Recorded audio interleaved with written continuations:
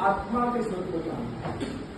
एक बड़ी पुरानी कहावत है, जब परमात्मा ने मनुष्य की रचना करके उसे जीवन यात्रा पर जाने के आदेश दिए तो वहां देवदूत आकर मनुष्य को सांत्वना देने लगा, संतोष प्रदान करने लगा।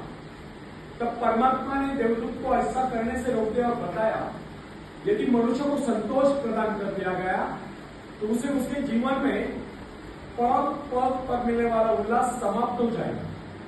और यह बात सच है, जब मनुष्य आत्मनिरीक्षण करता है तब भी अपने को पहचान पाता है, और जब अपने को पहचान लेता है तब उसके भीतर दैवी शक्तियां ऊपर हो जाती, तब उसके वो गुण जान उठते हैं जो न जाने कब के सोए करते हैं। इस संदर्भ में न्यूयॉर्क की एक महिला प्रिंसिपल को उदाहरण देना अतिशयोक्ति न होगा। उसने अपने जीवन के अनुभवों के संबंध में एक बात लिखी है, जब मुझे ऐसा लगा कि मुझे इस दुनिया में कोई महत्वपूर्ण कार्य करना है तब मुझे एहसास हुआ कि मेरे भीतर भी एक मैं है जो काफी शक्तिशाली है। बस उस दिन से ये विद्यालय क्या, ये सारी धरती ही मेरे लिए कार्यक्षेत्र बन गई। इस प्रकार अपने आत्मा के स्वरूप को पहचान कर एक अध्यापिका अपने जीवन के प्रत्येक क्षेत्र में महत्वपूर्ण बन गई। यह आत्मशक्ति पहचान का चमत्कार।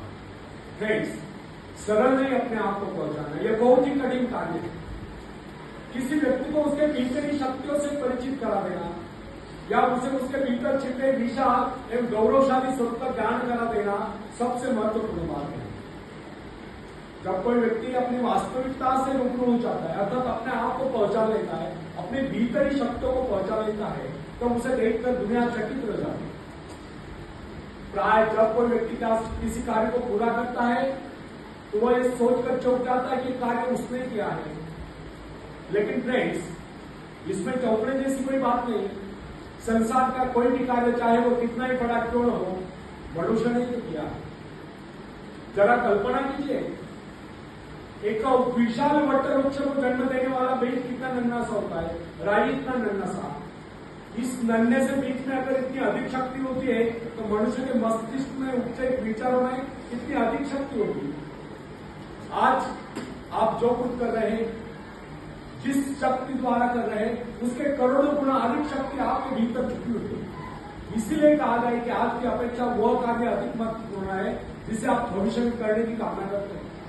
जो आपका जीवन उद्देश्य है, जिसकी ओर आप आकर्षित है, ऊंचा उठने की इच्छा है, आकाश को छूने की आकांक्षा है, अपने आत्मा की शक्ति की पहचान, अपने आत्मा के स्वरूप की पहचान, दृढ़ इच्छा शक्ति, एकाग्रता, आत्मविश्वास, साहस, इन सब को विकसित कीजिए और सच जानिए, ऐसा करके आप उस परमात्मा की आज्ञाओं का पालन ही करें।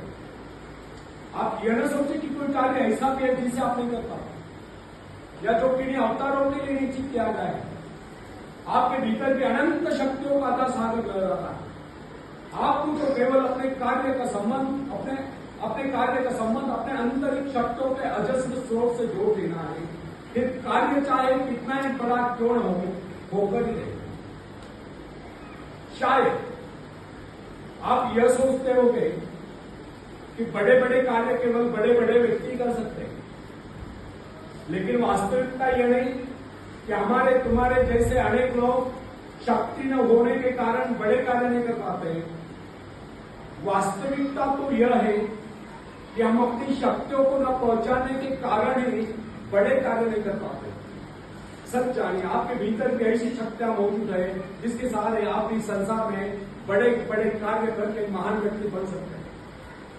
दरअसल आपको पता ही नहीं कि आपके भीतर कितनी योग्यता है, कितने सद्गुण है, कैसी कैसी अपूर्व शक्तियां हैं। इसी कारण आप इन अपूर्व शक्तियों से अपने आत्मा के स्वरूप से वंचित रहकर आज तक अपने जीवन उद्देश्य को प्राप्त नहीं कर पाए। फ्रेंड्स, कोलंबस जब अमेरिका पहुंचा, कोलंबस को जानते हैं आप?